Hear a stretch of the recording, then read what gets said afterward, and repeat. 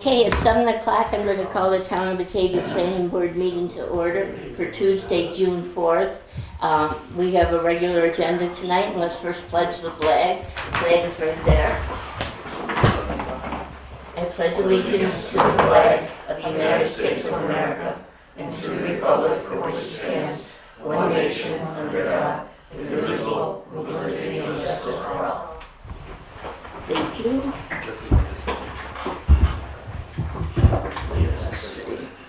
Roll call, please, Kim.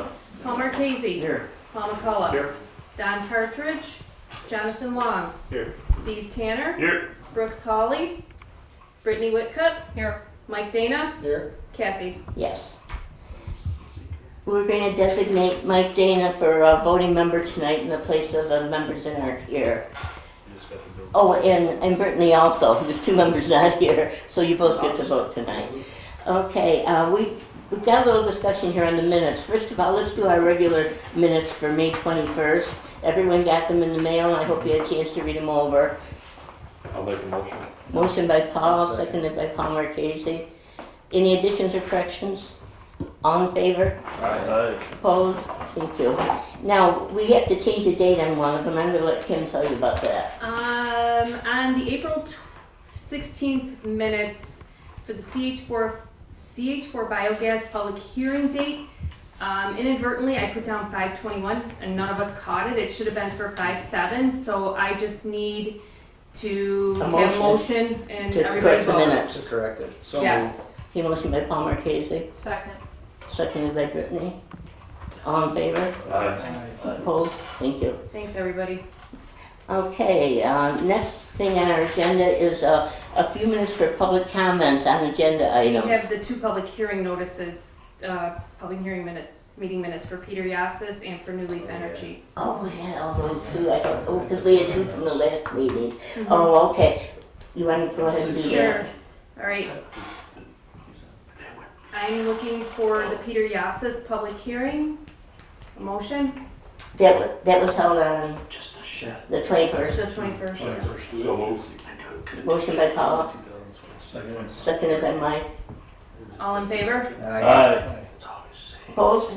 Thank you. Okay, And then the next. other ones were for the solar project out on Morton Drake Road, New Leaf Energy, their public hearing. Motion to approve. Thanks, Steve. Motion by Steve, seconded by Paul Marchese. All in favor? Aye. Opposed? Thank you. Okay, does that get us square with the minutes? We're good with the Okay, minutes we're good with the now. minutes. Now we can go on to the public Okay. comment. Now we have public comment. I don't know if anyone here wishes to speak on the agenda item, but if you are on the agenda, you'll get your chance. This is just if someone comes in from the public and wants to tell us something about what's on the agenda. And I don't think that's true today, so I think we'll go ahead with our regular agenda. If anyone does come in and wishes to speak, we'll give them the opportunity. Okay, the first thing on our agenda is an application by Verizon Wireless to construct and operate a 154-foot telecommunications facility on Wilkinson and Lear Roads in the town of Batavia.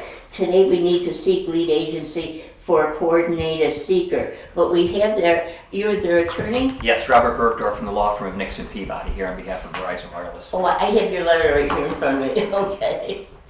And well, tell us what you think, because this is Steve Mountain, our engineer, and he'll need to hear this. Yeah, and again, I'm happy to talk about and make a presentation about the tower itself if you'd like, but the instant issue before the board tonight, I understand the agenda item was to declare lead agency, but it's my understanding, and please correct me if I'm wrong, that this requires procedurally a special permit and site plan approval from the planning board, and there are no other involved agencies. We have an interested agency under SEQR, as that's defined, which is anybody with a recommendation function or a referral function, which is the county. And there are no other agencies involved or interested. But since you have only one involved agency, there is no lead agency. You are the agency, period. You only you do lead agency when you need to coordinate with another agency, and you only coordinate with another involved agency, and there isn't another involved The agency. county's not an involved It's agency? an interested agency. Okay, It's a because they give a definition. referral to us for your project. Correct. They don't approve anything, though. If they approved it, they'd The be county involved. highway is a driveway permit, so the county highway is a involved agency. That's also interesting because it has to be a discretionary, and that's not a discretionary permit. It's got to be a discretionary approval function. So the only involved agency, again, is this board. Again, I don't care. It's not a fatal error to declare yourself lead agency and coordinate, but for what it's worth, that's not the process under the state seeker statutes. Only a designated involved agency, as that is defined under seeker and the NYCRR regulations, would be part of the seeker process as an involved agency. So there is no, you can do it, but there's no No reason. agency to coordinate with. So you don't do lead agency. What do you think on that, Steve? Would you want to think about it? Typically, we err on the side of being conservative, and again, we don't want anything to come back on the developer either, that we didn't do procedurally a coordinated review. So, Yeah, it probably more an expert than I am in the seeker law, but we typically have done it because it's safe to do it that way. But again, it's not a matter of being conservative or not. It's very clearly defined in the seeker regs. I don't particularly care here because, like I said, it's not a fatal error. If somebody challenged it and sued, the court would look at it and say, well, they didn't need to do that. Why did they do it? But it's nothing that would make it defective. But just so you know, you don't have to, not only do you not have to do it, that's not the seeker process. You only coordinate with other involved agencies, and you can look at the definition of what an involved agency is versus an interested agency. Look, the seeker regs are a pain, and they really are. I mean, they're pretty convoluted, and they force a lot of municipalities to really become expert in what is a pretty intense regulatory set of regulations. And so for what it's worth, if you coordinate, if you declare lead agency, it's not the process, but it doesn't make it defective. So whatever you want to do. What does the board think? I think let's do it since we've always done it. We can seek Correct. legal counsel from either Kevin or who's the guy with Permit. Yeah, I agree. I'd like to make a motion that we, Motion by Palmer Casey to go ahead with seeking lead agency and to investigate it further. second. The second, you did make the motion, and it doesn't Well, I matter. just said that, yes. Second by John. Roll call on that, please. Palmer Casey, yes. Jonathan, Yes. Steve, Yes. Brittany, yes, Mike, Yes. Paul McCullough, Yes. Kathy. Yes. And if your attorney has any questions, obviously feel free to. Yeah, like I said, I have all your information right here. And it's up. Anybody that wants his name or phone number, we can get it. I just want to point one thing out here on this letter here. It says here, we've got just to tell you know. Ms. Sullivan, I already lambasted my partner for having sent that out, and I caught that. So I don't know if you want to wait for the presentation, which is fine, until the next meeting, or it's up to you. Well, if we were, the plan that we had is we're seeking lead agency. It takes 30 days for that to come back, and at that time we'd have you in with your presentation. That's fine. Unless if you'd like to make a small presentation tonight, that Well, it's up to you. Take all less than 10 minutes, probably 5 minutes, and just at least tell you what it is. So if you have any questions, maybe Yeah, in the that's a next good 30 idea. days, why you don't can you tell go us. ahead? Okay. Again, it's just set forth in the application dated April 22nd. As set forth in that, primarily in Exhibit F, it shows where we have insufficient service, both in terms of coverage and capacity, and those phrases or terms are defined in there. But basically, we can't make a call, or where there's blocking or there's anticipated blocking as usage continues, as capacity. So to properly fix those service problems, so we have good wireless service for emergency services, businesses, and individuals here in the town of Batavia. We need to fix that with a cell, and the cell has got to be in an appropriate, technologically appropriate place, extremely location sensitive, because they have to be up high enough to reach what they need to reach, not so high they spill over in the neighboring cells, and they've got to be placed so that they can hand off to the neighboring cells, again, without interfering. So that's why they call it cellular. You can picture a cellular honeycomb, and the idea is you're putting a tower in the center of each of these honeycombs. The search area, which is shown on page 13 of the Exhibit F, that shows where we can go and still meet the service needs and technological needs. And I'm just going to refer you as well to Exhibit G, a site selection. Within that search area, we sent them to scrub the area. They look for anything tall enough. We've got an existing tower, fantastic. Sometimes you can get a church steeple, other tall structure of some kind. There were no co-location opportunities in or around the search area. And they went through, and you see on pages 5 and 6 of Exhibit G and page 10, they went through, from memory here, 20 different sites until they ended up at this site. Now, is this close to any residents where people actually live? There are some homes out there. Yeah, and, There are some. yeah, and these need to be in and where they need to be in order to serve the population. In the same way, hospitals and fire stations and water tanks and telephone lines have to be, public utility structures need to be where they need to be. We in order to have no transmit coverage service. at my house, and I mean none. Now, you cited these before. You're familiar with doing this. I've been doing it sadly for 35 years. Okay, So do you back when- have any background on health concerns with Sure. people? Yeah, Because that is gonna be something that'll come up. Yeah, there's two pieces of that. The first is, it's all preempted by federal law. A municipality cannot even consider perceived health effects. So it's off the table. It's not even something that would be part of a decision or part of the record. Having said that, I don't like that because people need to know the answer to that. And the way it's been explained to me that makes the most sense from the RF engineers is that this is a radio signal. That's all this is an incredibly weak radio signal. We've had radio signals around since 20s, 30s. The only difference between this and a television or radio station is that those operate at tens of thousands of watts, sometimes megawatt stations. So the power levels from radio and television, which is just a radio signal, is much, much stronger than these. These are incredibly weak. They have to be incredibly weak for two reasons. One is they can't interfere with the neighboring cells, which are often 2 miles away. And they've got to be able to be, we have to be able to get a return path from the user. So for all those reasons, hundreds of watts per channel, and it depends on the facility and the frequency, because there's different frequencies being used, but it's a tiny, tiny fraction of the radio signals are out there. And that's what's always made sense to me. And I have for years, every so often somebody comes, I actually have been now 3 places since COVID happened, where people came and insisted that cell towers, 5G, causes COVID. I mean, I don't know how else to do that. We've got a lot of studies in 35 years. I'm happy to submit that. Again, it's outside the record because also been preempted by federal law. But if you're concerned about this, the first thing you do is shut down every television, every radio station. You don't use walkie-talkies. The tow truck operators have, in some cases, we'll get more power density from, depending on where you are. So that's the long and short of the perceived health effects. The issue does come up, but anybody who looks into it, who's being rational, will see that that's not, it's not really an issue. Thank you.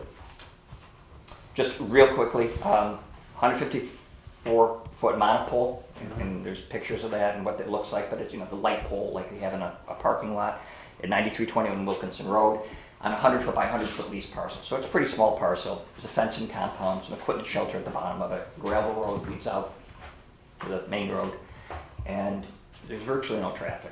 And maybe once a month, maintenance guy might come in to tweak stuff. All that's being done more and more, remotely. Excuse me, you got a light on the top of the pole for aircraft? Is it, No, this doesn't is, it the height? we only need to light it if it's 200 feet or higher, 200, okay. or if it's in an approach slope. All right. Okay, and one of the things we do is called tow air. All of this is checked out ahead of time. We have a service that tells us whether it's going to be lit or not, because we can't actually apply to the FAA until after everything's done, and then they certify it. So could tow air be wrong? Well, if that's I guess I've never seen it in 30-some years, but theoretically they could, because the FAA in the end is going to certify it. But this is at 154 feet. It's not lit. Nor does it have to have aviation painting, which is red and white stripes. Again, it's a dull steel gray, which blends in. We've learned, and we actually have done studies on this, blends in with our skies in upstate New York the best. Dull gray. That's depressing. Yeah. I was just thinking that. Again, we submitted an extensive application April 22nd. We got a letter back from the town engineers, which dated May 8th. We responded at May 15th. So hopefully, if there's any other comments from that. Hopefully we'll hear, back from them. I think we did get a letter that basically followed that, and there are a couple things that they wanted. Most of the building permit stage, which we're happy to supply. Procedurally, again, requires special permit and site plan approval from this board. After referral to County under General Municipal Law 239M, also requires an ag data notice for the public hearing. Again, all that's set forth in the application. In a nutshell, that's it. I will need a Part 1 seeker from you. Did you submit one already? There's an EAF you're talking about? Yes. The Okay. EAF is part of the April 22nd. We have that, Steve? Yeah. Okay. That was in the- John will need that tonight. And once all conditions are met for the permit, what's your time frame for build out? I have to check, obviously, a big construction schedule. I'd have to see. Typically, they start within 6 months. Just depends on the construction schedule, depends on if it's the middle of winter. And then once they start, site work takes a couple of weeks. The tower going up or the monopole going up is a day. You get a crane, it's a erector set, and it goes very fast once all the prep work is done. Okay. Verizon's the only carrier that's gonna be on the pole then? Currently, but we have reciprocal agreements with all the other major carriers, and vice versa. Reciprocal. Right. So when we go into an area where a tower will work for us, one of theirs, we say that one, and the deal's already worked out, and we sign what's called a site license agreement, and vice versa. Because we're not interested in proliferating towers, nor are they, and it's a lot cheaper for everybody if we can co-locate. So it's not like, there was a little bit of that in the early 90s, with the competition, but that's long gone, long gone. There's a huge dead zone out there. It is, you can't even talk on my pad. You can't talk in our barn. Halfway down 98, as soon as you hit Rose Road out to Pike, there's no service, nothing whatsoever. It's gone. So we're trying to remedy. It's crazy. Any questions? On a 154-foot pole, is there an easement required since you only have a 100-foot by 100-foot lot for a fall zone? Typically not. I mean, I don't believe, I'd have to check these plans. I think that we're more than 154 feet Yeah, from any pretty property sure. line. Okay. Yeah. And so it's just our lease with the landlord, and the landlord's perfectly happy with it, so. We don't need more than that either, and we don't want to take more than that because a lot of times we're in farm fields, they want to continue to farm. Okay, we'll probably have more questions as this goes on. Okay? But this is what our plan is right now, to seek the lead agency probably tomorrow or before the weekend. Right, John? Yes. If you can, I will. And, And somebody will notify us of the next date when you want somebody here. yeah, oh yes, absolutely. So we don't know what that date will be yet, correct? 30 days after this meeting, So that would be. which would be, we meet on the first and third Tuesday. So probably July 16th or August 6th. Yeah, we can aim for July 16th if you'd like to. Sure. Okay. Thank you all. Thank you, this was a very good presentation. Thank you. Okay, we'll go on to the next item, which is an application by Manning Squires and Hennig for the construction of a 3-sided storage building at their existing contractor's yard. We need to do a site plan review and a seeker.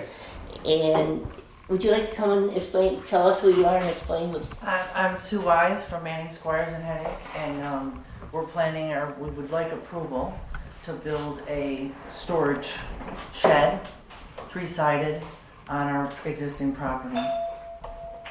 And I believe, submitted all the required documents. You did, and everyone has copies of it. I resent it because it was so long ago. I wanted to make sure you all had them.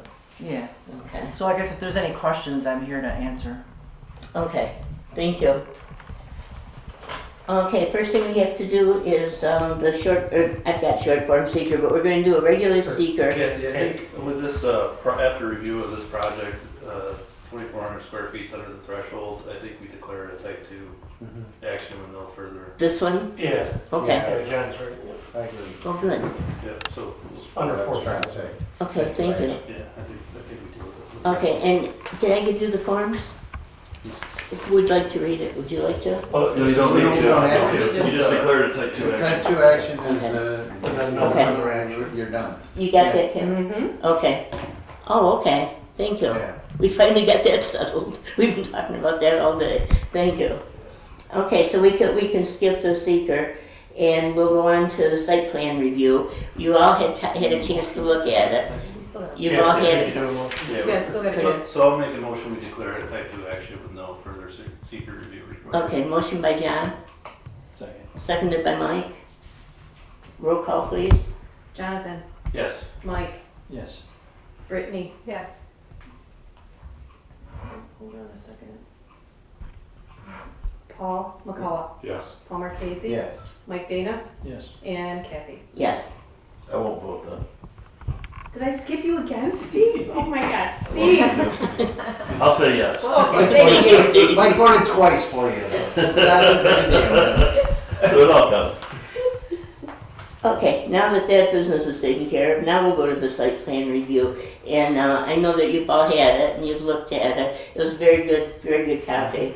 Thank you for that. You're welcome.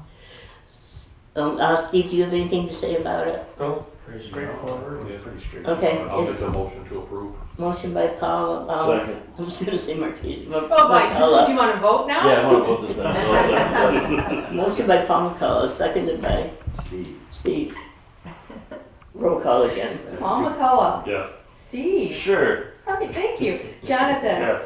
Brittany, Yes. Mike, Yes. Paul Marquesi, Yes. and Kathy. Yes. Okay, you're set to go. You work with the staff, with the zoning Yep. people, and whatever they need, work with them. Okay, perfect. Thank you. Thank you for coming. You're welcome. You don't have to leave. You're welcome to sit. Oh, good, thanks. Okay. Okay, next on the agenda, this was put on in error because we thought that it had already gone to county and it had not. So Casella Waste, they want to construct a building addition, and that will put on at the next meeting after it goes through county. So I think we should take make a motion to take it off the agenda. Hold on a second. Is that why you're here? Well, you can always call me before the meetings, and I'll let you know. This just came up a couple days ago. I'm just kidding. We are not. This is But I think we should have a motion just so that someone can't say, why wasn't it done? Go for it. Mike and I'll Brittany? second it. Seconded by Brittany. Roll call, please. Mike, Yes. Brittany, Yes. Steve, Yes. Jonathan, Yes. Paul Marquesi, Yes. Paul McCullough, Yes. Kathy. Yes. Okay, next is our zoning officer report, and we've got Steve here. And Troy told me that you could do it. Now, is there anything we need to know about projects going I'm on? trying to think if I saw anything else go to the county. I don't think I did. You didn't see what? I don't think I saw anything else go to the county. You're good. No, the Casella and, yeah, I think that's the only one this time. So we'll have them at our next meeting. And it's kind of a building inside a bunch of buildings, so it's kind of a odd, different review. But I guess they thought it made sense that might as well send it to the county just in case. It's almost like a building inside an atrium. Oh. That's interesting. Okay, Okay. and Parks, I right. believe you all have that information, so you can look at that for the next meeting. Okay, well, thank you for attending and helping us out, especially on the seekers, and John also. Okay, the chairman's report. I'm the same way. I don't have anything right now because I'm meeting tomorrow with the engineers, and we meet at 10 o'clock on, it's been every other Wednesday. If anyone, I can't have a whole lot because it would be called a meeting, but if someone wanted to attend and get updates on the projects, you're certainly welcome. Just let us know that you're coming so we don't have too many people. Okay, so that's just a thought if you're interested in that.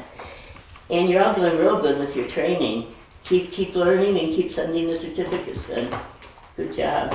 And do you have anything to add on that, Kim? Because you've been collecting the training. No, I just said I sent an email out to all of you guys, just reminding you the flow chart that you're to follow along with the form. I saw that, that was a good idea. Any questions, you can come to Kathy or I, or even Heidi or Marcy, and they'll be more than glad to help you guys out as well. Thank you.